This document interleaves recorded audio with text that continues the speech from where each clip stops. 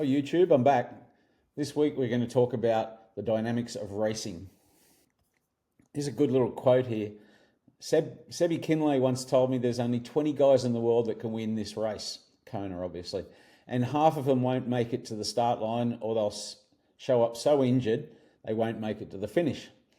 3 of the ones left will be too overcooked. 2 of them will have something going in the race, and so all you have to do is beat 4 guys. Presumably you're not one of the unfortunate 15. That doesn't mean it's easy to do, of course. This stuff never is. It just means that part of what it takes to be best in the world. Talent, hard work, timing, luck, and a number of other things. Not necessarily in that order. So you only have to beat 4 athletes.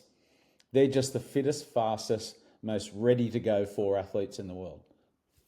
Good little mindset there. So we're going to just go here to a little video with Dean Boxall talking to Ariarne Titmus at training about her mindset and how he uses a little cue to get her back into the racing mindset.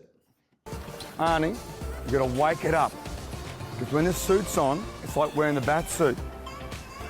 You don't see Batman going sitting around a cafe drinking coffee. When he puts the bat suit on, he's here for business. He's here for business. Batman's here for business, and so is Ariarne, the best in the world, obviously. So, let's have a look at some considerations.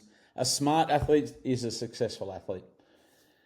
Being smart in racing is just a prerequisite these days. You can't get away with just going out and bashing yourself against the rock. You've got to have a plan. You've got to be smart. You've got to have a plan. You've got to be able to execute that plan on the day. Races have a life cycle. They're some of the parts. Races start well before the gun goes off. So you need to be practicing your process mindset in training all the time. Okay, you need to be able to, and if you're out on a long ride or a long run, for instance, you need to be visualizing yourself about what's going to happen in that race and get understanding what your body's going through, and all those little things that happen to you are going to happen to you in the crucible of the race, but they're going to be probably 5 times as much as in training. Races have defense and offense moments. I love using the football analogy here, as I do. A game of rugby league moves from one end to the other. One team, just thinking about the one team or the one athlete, the one team in rugby league, they spend time on offense where they're in control of the game, and then the ball goes to the other side and they're in defense where they're not controlling things, they're reacting to things. I like that analogy. In triathlon it happens as well. So you might have a nutrition problem, or you might have an equipment problem, might be a flat tire, defense moment, gut issues, defense moments. Everything's going all right, you're in the offense, you're attacking their line. So it's all very easy when everything's going well, but process mindsets are made for defense moments. You need to be able to have a strategy to come back. Racing when not in control is the key to your success. You need to get back to control using some resets, and we can talk about that another day, but reset might be simple matters of, like the All Blacks use the red-blue theory, going from a red head to a blue head by doing grounding techniques. You might see them stomp on the ground, or they might clap their hands. It's never as good or bad as you think. We'll have a look at Annie Haug here, going through her hell at Nice of an equipment failure. So let's just have a look at that, and we'll come back again and talk about it. Tire is completely, I went through something and it's completely broken.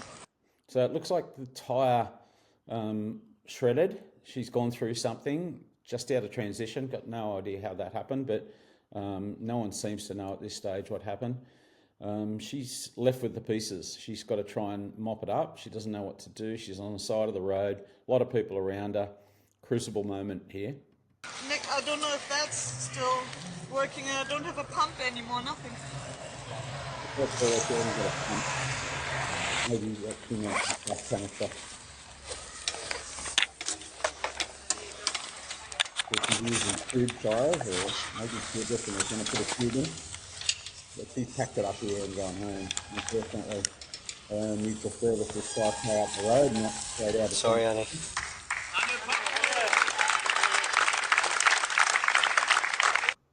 Maybe, just maybe she could have had a.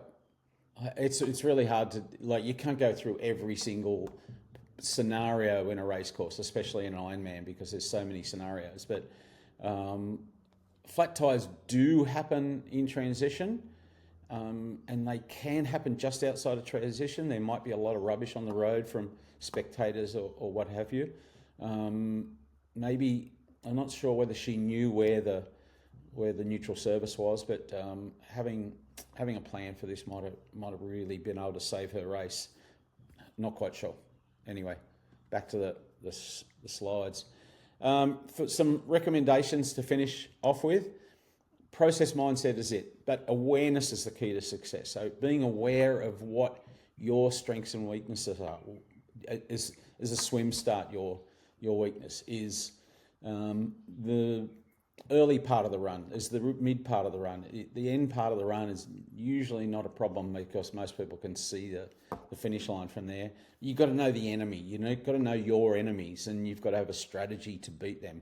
You need to visualize these things, and you need to mentally rehearse this race. So I like race planning. I like writing down notes. So everyone's got notes on their phone. So you just get down notes about this race, what the demands of that race might be, whether it's hills, where the catch points might be, and have plans to execute things that might go wrong. Once you have those reset moments, I think you're going to have a lot better chance. So just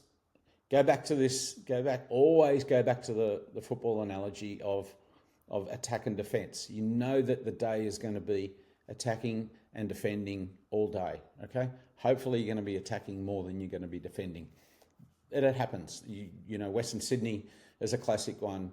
You come out of transition there, and there's quite a lot of spectators coming out of there, and it's very easy to overcook the start of that run, and then you find yourself out on the road and turn right to go back down into the country area. There's no spectators, and you're going, oh, I've got to face this whole 21k, and I've got to hold this pace. I'm not on my race pace already.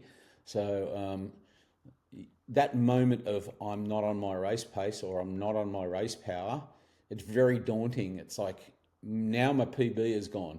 Right? What am I going to do? What am I racing for? So you're going to have a plan for that, and you might be able to get back to your race pace. It's just right now you haven't. So it might be get some nutrition in, get some hydration in, get back to some race pace and start to feel what it's like.